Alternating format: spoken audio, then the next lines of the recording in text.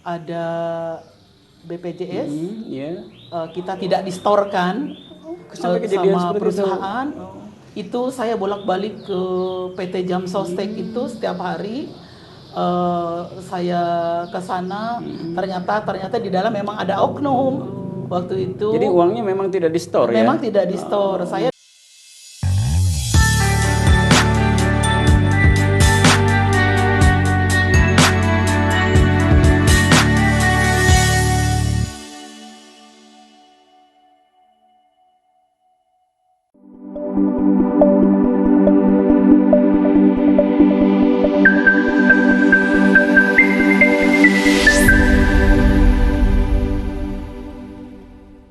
Assalamualaikum warahmatullahi wabarakatuh. Pemirsa PC.News, selamat berjumpa lagi dengan program baru kami, Ngador, Ngawangkong Door to Door. Ngador hadir di tengah-tengah kesibukan Anda sekalian bersama saya, Aib S. Abdullah, sebagai pemandu obrolan santai sore ini. Pada hari ini kita akan membahas mengenai buruh dan partai buruh di Kabupaten Bandung, di mana buruh di Kabupaten Bandung ini punya potensi yang sangat luar biasa, yang selama ini mungkin tidak terwakili suara mereka itu melalui partai yang khusus membidangi para buruh. Alhamdulillah, sekarang kita sudah ada hadir di sini Ketua Partai Buruh Kabupaten Bandung, Ibu Rianti, yang lebih akrab disapa dengan Ibu Riri. Yang pertama-tama kita ingin tahu bagaimana perjalanan Ibu dari berangkat sebagai seorang buruh. Dinamika seorang buruh itu seperti apa, Ibu ya? Ibu cerita deh, bagi-bagi, sharing dengan pemirsa VC.News. ya, terima kasih. Assalamualaikum warahmatullahi wabarakatuh. Baik, nama saya Rianti, tapi suka dipanggil Riri.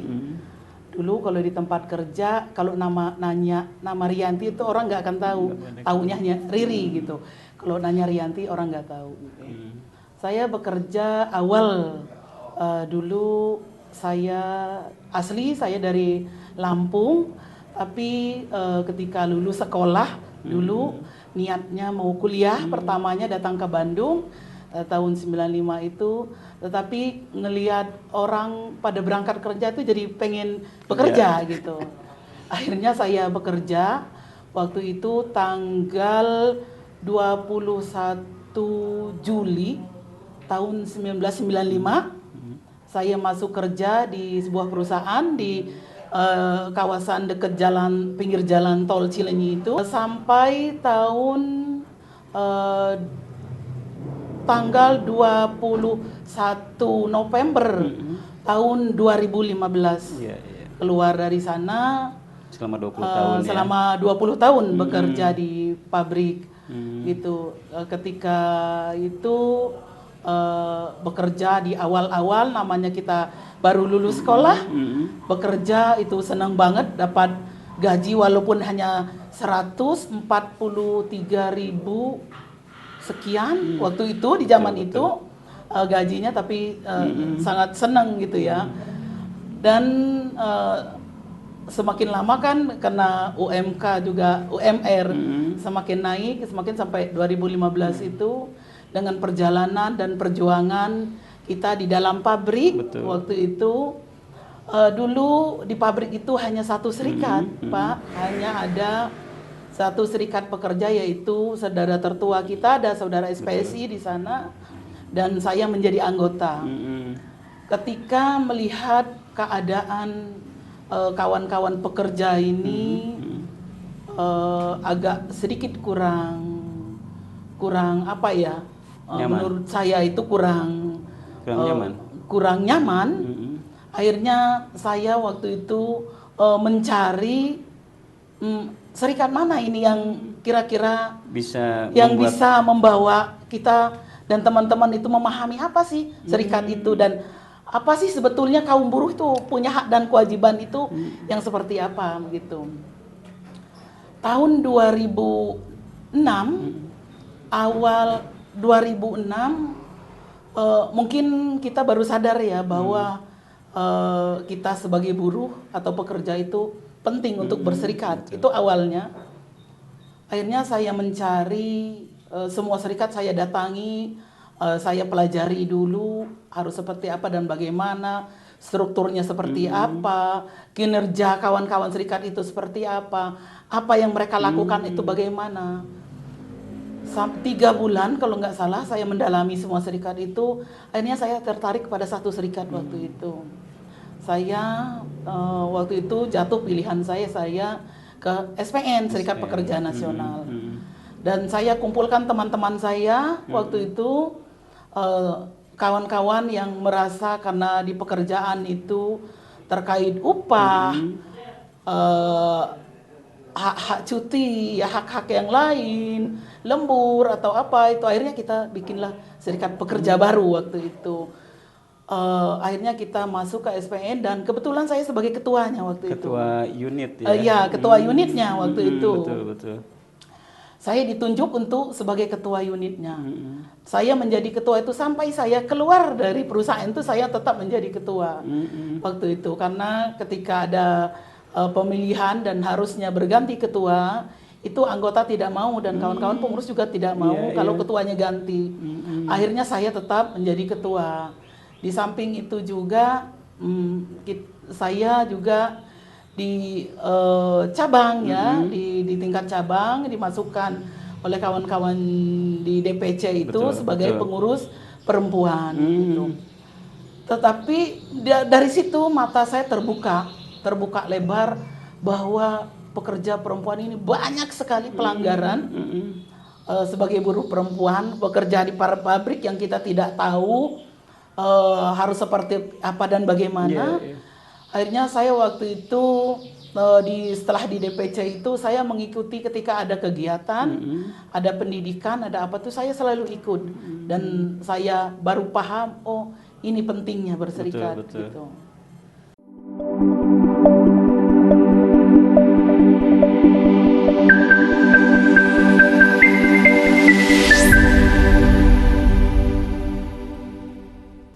Bu, tadi menarik sekali ya, Ibu dari perusahaan industri tekstil mungkin ya? Garmen. Oh, garmen Iya. ya.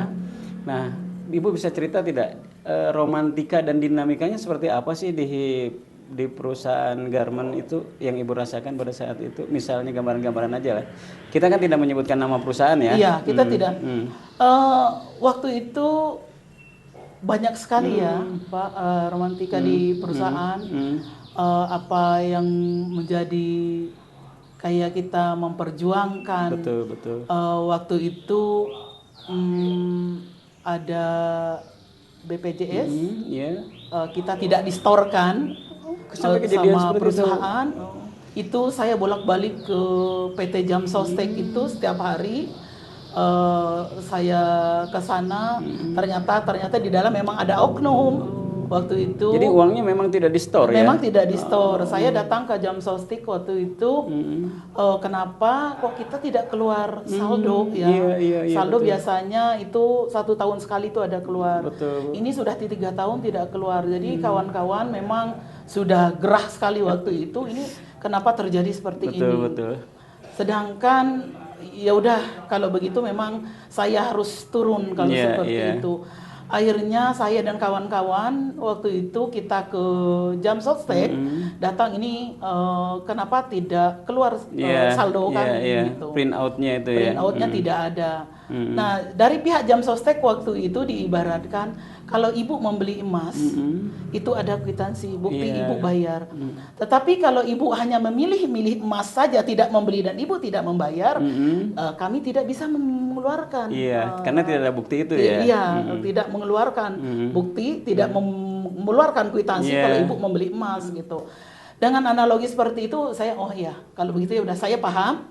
Akhirnya saya kembali ke tempat pekerjaan. Saya tanyakan ke pihak manajemen ini kenapa kok perusahaan PT Jam Sostek menyampaikan seperti itu, ada apa? Akhirnya kita telusuri ternyata memang ada oknum di pihak manajemennya, ada yang memang nakal. Di gitu. perusahaan ya? Ya, di perusahaan memang nakal. Akhirnya kami minta supaya diproses dan dikeluarkan waktu itu. Terus itu uang itunya gimana, Bu? Kan itu uangnya Nah, besar mungkin. iya, setelah itu kita urus, Betul. dengan pihak manajemen dan uang ada. Akhirnya bisa. Bisa. Waduh, sukses dong Bu ya. Iya, alhamdulillah. Makanya sampai 2015 kita mau ganti ketua juga tidak mau ya. Enggak mau. Jadi pada saat itu Ibu posisinya sudah tidak di perusahaan itu, cuma Ibu tetap sebagai ketua Saya unit. tetap di perusahaan. Oh, tetap saya di masih di perusahaan itu. Nah, cuma Ibu jadi sibuk juga jadi pengurus di cabang. Di cabang. Jadi masih bisa rangkap jabatan.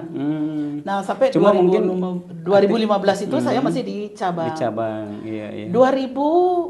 Dari awal 2015 itu saya sudah ditawarkan untuk membantu kawan-kawan di tingkat daerah di DPD. Di Jawa Barat ya. Di Jawa Barat. Karena kesibukan saya di tempat pekerjaan, membagi waktu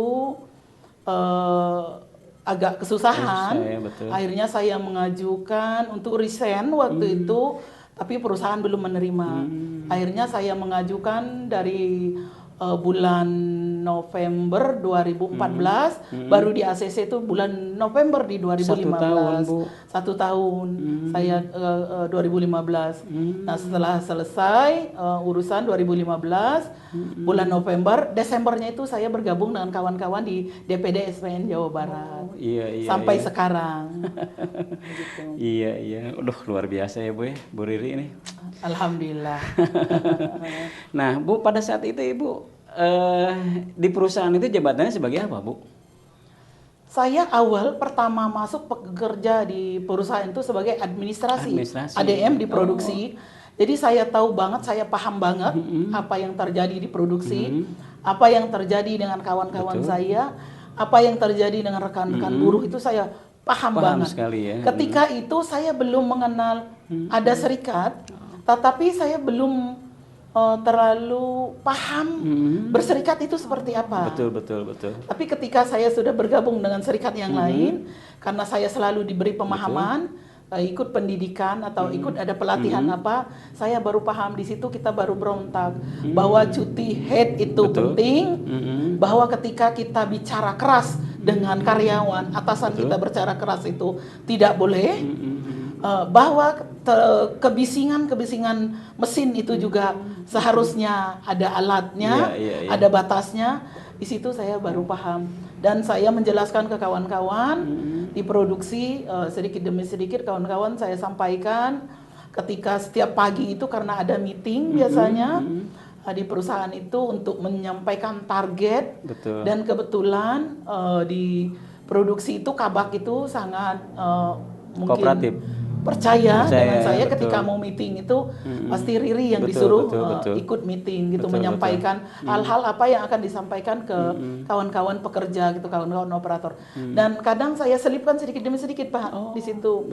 Kesempatan saya untuk menyampaikan sedikit ada yang mengena gitu ke kawan-kawan buruh itu sedikit demi sedikit saya sampaikan. Jadi Ibu juga memberikan pencerahan ya kepada teman-teman buruh pada saat itu ya? Iya. Betul. Karena sebelumnya saya harus menyampaikan dulu apa yang diinstruksikan oleh perusahaan. Harus menyampaikan target, harus menyampaikan jam waktu kerja yang tepat, tidak boleh telat, tidak boleh kotor di lokasi, target harus mencapai, harus bla bla bla itu harus saya sampaikan, dan saya juga menyisihkan apa yang menjadi tujuannya di serikat pekerja. Berarti Ibu sebetulnya sudah sangat membantu juga ya buat perusahaan itu ya? Seharusnya seperti itu. Seharusnya seperti itu, tetapi kan di perusahaan kalau kita benar, karena ada orang yang kurang suka. Jadi belum tentu benar itu didukung ya? Belum tentu benar itu didukung. Belum tentu benar itu ada diterima. Begitu.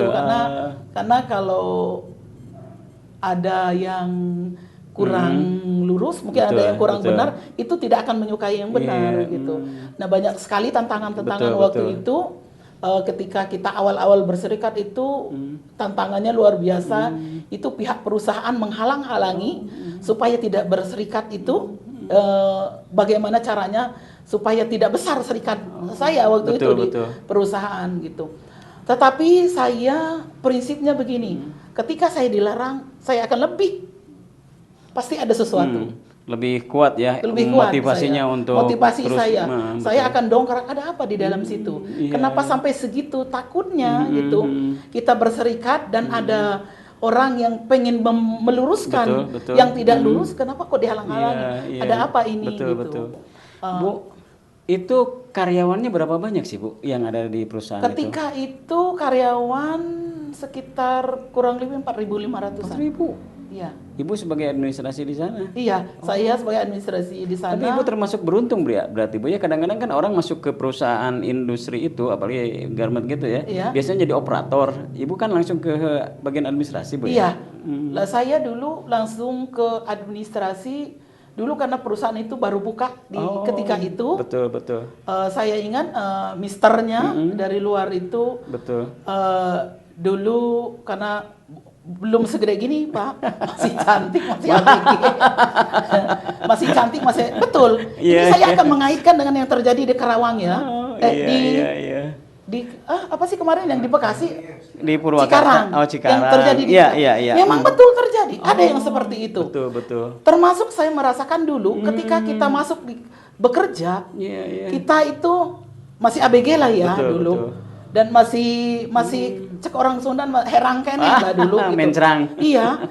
Mister itu pas ketika itu kita ada beberapa orang, 3 orang pakai kerudung, saya belum berkerudung waktu itu. Iya.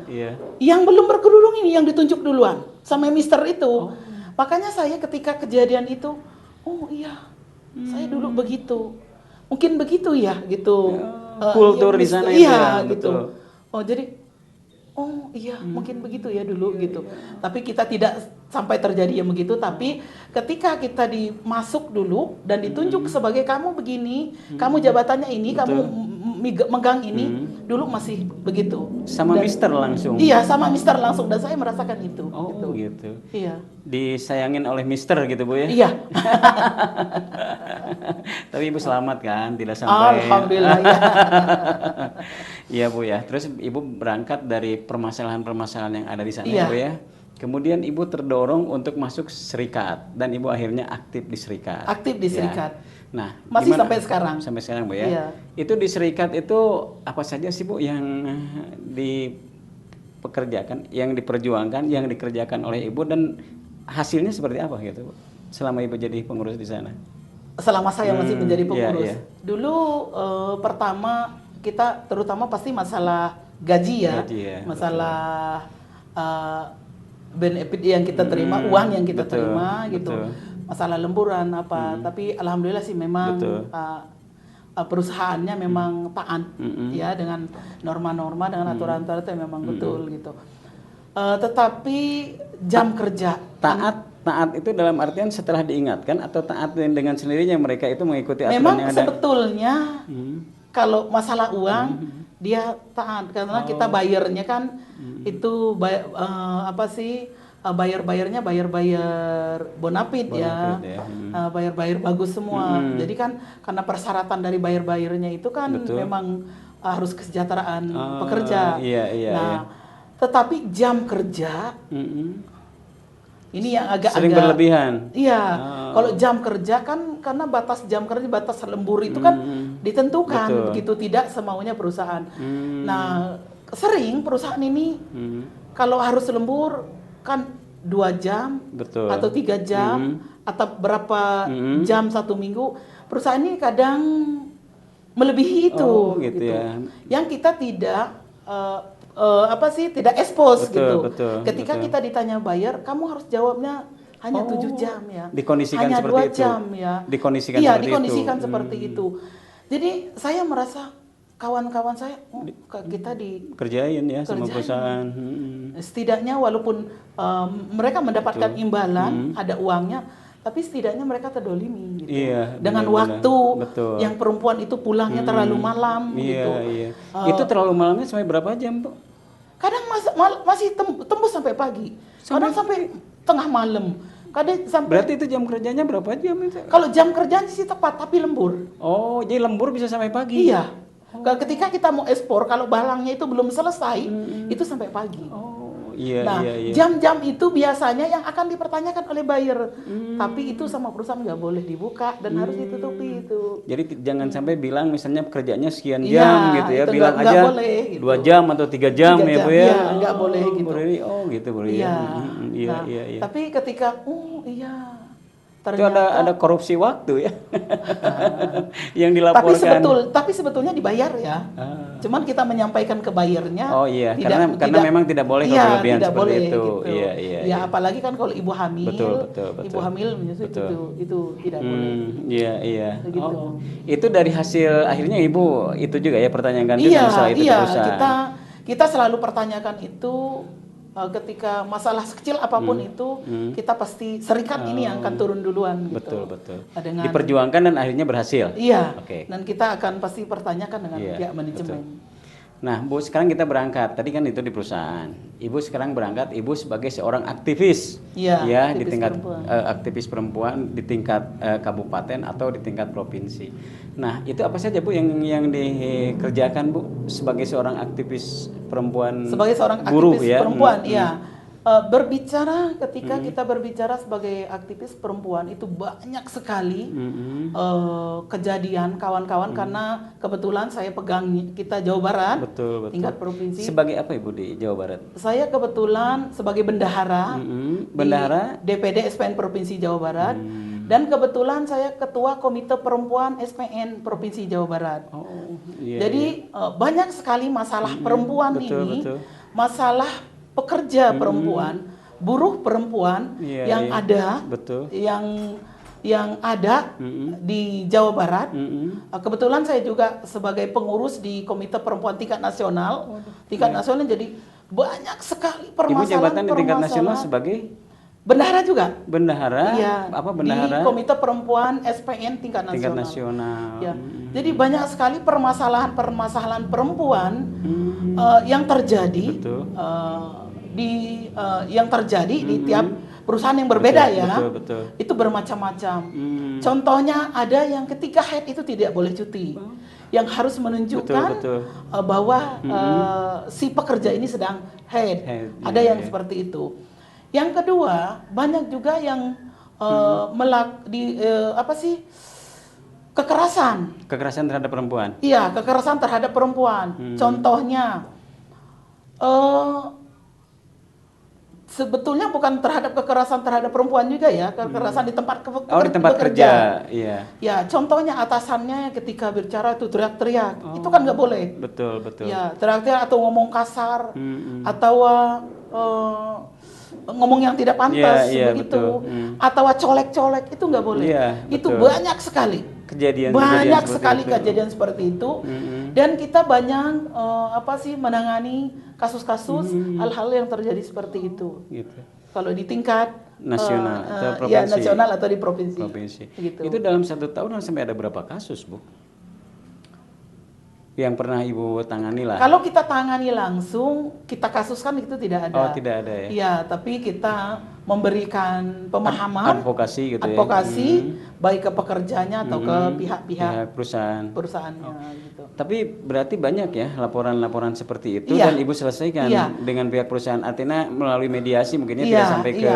Karena kita kebetulan sering ada pendidikan ya, pelatihan terkait perempuan, apa itu gender atau pendidikan untuk kepemimpinan perempuan. Di situ kesempatan kita untuk menggali permasalahan apa saja yang terjadi di kawan-kawan di lapangan di daerah masing-masing gitu. Dan ada juga yang terjadi begini Pak. Jadi antara ini kekerasan ekonomi ya. Betul. Gaji upah yang diterima perempuan dengan upah yang diterima laki-laki itu berbeda. Dengan pekerjaan yang sama, dengan diskriminasi, jabatan yang sama, dengan posisi kerja yang sama, dengan jam yang sama, masih ada kawan kita yang menerima upahnya berbeda dengan kawan laki-laki. Ya, betul. Ya, dan itu seharusnya tidak boleh seperti itu karena tidak ada bedanya perempuan dan laki-laki. Itu kejadiannya tahun berapa, Bu? Iya. Udah lama ya? Iya, Oh, iya. cukup lama ya. Iya. Tapi ada kejadian seperti Ada itu ya. masih ada kejadian Betul. seperti itu. Terus Ibu tanganinya seperti apa, Adik? Ya kita sih memberikan pemahaman bahwa tidak boleh seperti itu. Kalau memang harus dimediasi di tingkatnya masing-masing, Betul. kita memberikan pemahaman bagaimana caranya, teknisnya seperti apa, Iya. memang gitu. Akhirnya diselesaikan Iya. ya. Ada nggak kejadian yang paling dramatis, Bu, selama Ibu jadi pengurus dan menangani permasalahan khususnya pekerja perempuan di Jawa Barat, Bu, atau di Kabupaten Bandung, yang sangat dramatis gitu, Bu? Ini saya tidak menyebutkan perusahaannya. Ya, jangan perusahaan. Kita ada di satu daerah. Betul. Daerah di Jawa Barat atau Di Jawa Barat. Okay. Baru-baru ini beberapa bulan tahun 2002. 2002. Kita lagi gencar-gencarnya tentang tidak ada kekerasan di tempat kerja. Iya. Ketika itu kita ada pendidikan di daerah itu, kita kumpulkan beberapa perusahaan, anak-anak anggota kita. Betul. Nah, kita tanyakan, kita suruh tulis siapa yang punya masalah di tempat kerjanya, masalah apapun itu, silahkan kawan-kawan tulis. Nanti kawan-kawan tempelkan. Gitu. Betul. Nah, waktu itu kita sangat terkejut bahwa ada yang menuliskan, ada yang menyampaikan bahwa dia mengalami kekerasan. Kenapa kekerasan? Karena kita gencar-gencarnya melarang kekerasan berbasis gender. Betul. Itu terjadi. Kekerasan itu, bentuk kekerasannya seperti apa, Bu? Jadi seharusnya itu, jadi anak pekerja ini, kawan-kawan pekerja kita ini, dia bagian cutting, memotong kain dan yang menggelar. Iya. Jadi yang menggelarnya perempuan, yang motongnya laki-laki. Iya. Jadi biasanya kalau yang motong itu nunggu yang menggelar selesai. Iya. Setelah beres baru dipotong. Jadi yang menggelar ini kan bolak-balik tuh. Biasa kalau gelar kain gitu, Pak. Yang menggelar. Jadi setiap anak itu bolak-balik, yang mau motong di belakang itu dia sentuhkan kemaluannya ke perempuan kita itu. yang betul, menggelar betul. gitu. Di situ kita sampai segitunya gitu. Kenapa kamu tidak laporkan ke manajemen atau ke atasan kamu gitu? Sudah dilaporkan, tapi tidak ada kejadiannya tindakan. sekali atau misalnya memang dia sering iseng. Oh, sering iseng seperti itu. Jadi berkali-kali. Jadi kesannya benar-benar melecehkan perempuan ya. Nah, jadi dilaporkan katanya gitu, tapi tidak ada tindakan. Nah, setelah kita beri pemahaman bahwa itu tidak boleh. Tidak boleh. Pelecehan. Betul. Akhirnya si anak ini melaporkan ke pihak manajemen. Nah, dan si laki-lakinya dipindahkan dan langsung anak itu dipindahkan. Nah, dia dikasih jaminan, konon katanya kamu tidak akan diganggu seperti itu lagi. Dijamin ya. Bu, kalau misalnya ada ya yang terintimidasi, itu harusnya seperti apa, Bu? Misalnya sekarang ini ada di perusahaannya perlakuan-perlakuan yang tidak adil terhadap perempuan. Itu mereka mengadukannya bagaimana, Bu? Misalnya kan mereka juga mungkin banyak yang tidak tahu nih, ini salurannya kemana kalau ada kejadian-kejadian itu. Itu seperti apa, Bu? Kita kalau pengurus perempuan itu ada di semua tingkatan. Semua tingkatan. Iya. Dan semua di tingkat unit, tingkat DPC, betul. Itu semua ada pengurus perempuan. Dan ada pengurus komite perempuannya. Jadi ketika ada masalah, kita di grup saya tanyakan, ada hal apa yang terjadi? Baik itu permasalahan kawan-kawan perempuan atau permasalahan lain. Betul. Biasanya kawan-kawan perempuan itu akan menyampaikan di grup itu ketika ada permasalahan-permasalahan yang terjadi di perusahaan-perusahaan. Contohnya ketika ada COVID kemarin, banyak perusahaan yang diliburkan, banyak yang tidak membayar gaji karyawannya yang diliburkan. Betul. Terus ada juga yang membayar hanya setengahnya. Ada yang membayar 30%, ada yang membayar sekian persen, itu bermacam-macam gitu. Nah, jadi itu kita tahu masalah-masalah hal seperti itu disampaikan oleh kawan-kawan di tingkat unit atau tingkat cabang gitu. Ke pengurus Iya, cabang, ke pengurus Bu, ya? provinsi atau ke Betul, tingkat betul. nasional. Terus langsung ditangani ya Bu ya? Iya, langsung ditangani. Biasanya kita berkirim surat kalau terkait hal-hal yang seperti itu. Betul. Atau kita kumpulkan, biasanya pengurusnya itu dipanggil, rapat, bagaimana solusinya. Iya, iya. Biasanya seperti itu.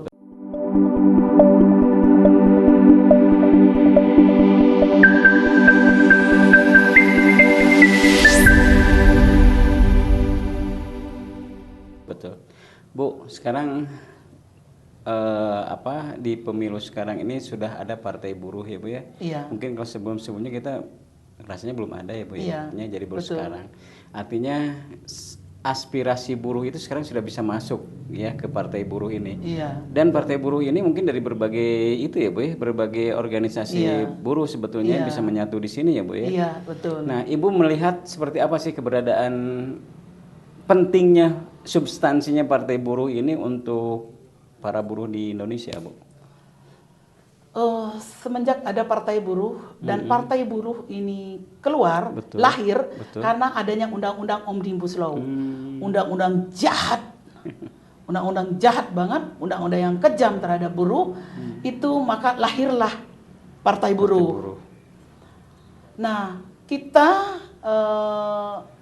ada 11 organisasi inisiator dan para pendiri partai buruh. Dan sekarang ada persatuan buruh. Jadi semua serikat buruh itu bergabung, Pak. Kita di partai buruh.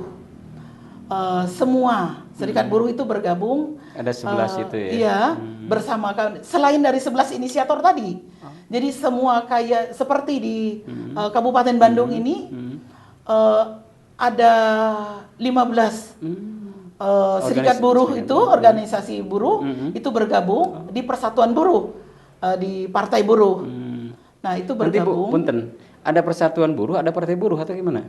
Jadi persatuan buruh ini bergabung bersama untuk membesarkan partai buruh. Jadi persatuan buruh ini gabungan dari organisasi. Iya, gabungan dari serikat pekerja. Itu. Ada 15 serikat pekerja ini bergabung di persatuan buruh. Di persatuan buruh ini untuk bergabung bersama partai buruh. Iya, gitu. iya, betul. Begitu. Betul. Nah, untuk bagaimana supaya kita bisa memperjuangkan hak-hak buruh dan bagaimana partai buruh ini supaya kita bisa mencabut undang-undang Omnibus Law. Visi dan misi partai buruh itu apa sih, Bu? Visi dan misi saya singkat untuk saya di Kabupaten Bandung. Betul. Bagaimana caranya pekerja dan kaum buruh di Kabupaten Bandung, buruh apapun itu, dari serikat apapun itu, dari buruh pabrik, petani, nelayan, UMKM, abang ojol, abang tukang becak, pedagang kaki lima, seniman, honorer, dan lain seterusnya, itu mari bergabung, kita bersama-sama membesarkan partai buruh, untuk kita melawan undang-undang Omnibus Law dan bagaimana supaya partai buruh di Kabupaten Bandung ini besar karena buruh bersatu, jika buruh berkuasa maka rakyat akan sejahtera. Kalau partai buruh menang di Kabupaten Bandung, insya Allah para buruh dan pekerja di Kabupaten Bandung sejahtera. Itu cita-cita kami di Kabupaten Bandung. Visinya. Tapi kalau untuk kaum buruh wajib sejahtera semenjak partai buruh ini ada. Dan partai buruh harus besar di Kabupaten Bandung. Kabupaten Bandung ya Bu ya, luar biasa ini. Semangatnya nih Ibu Riri. Iya, luar biasa. Bu, Partai Buruh Kabupaten Bandung itu sekarang yang sudah didaftarkan berapa bacaleg, Bu? Untuk memperjuangkan itu. Pendaftaran awal yang mendaftar ke kami awalnya itu sudah 55 orang. Nah, karena terkendala suatu hal, terutama ijazah, jadi kami hanya tinggal 32. Jadi kemarin yang kami daftarkan pada tanggal 14 Mei kemarin, betul. Yang malam-malam itu malam ya? itu hanya 32 orang. 32. Tetapi ada di semua dapil. Kuota perempuan kami pun terpenuhi ya. gitu. Insya Allah nanti mudah-mudahan menang. Target suara juga insya Allah bisa setiap dapil ada.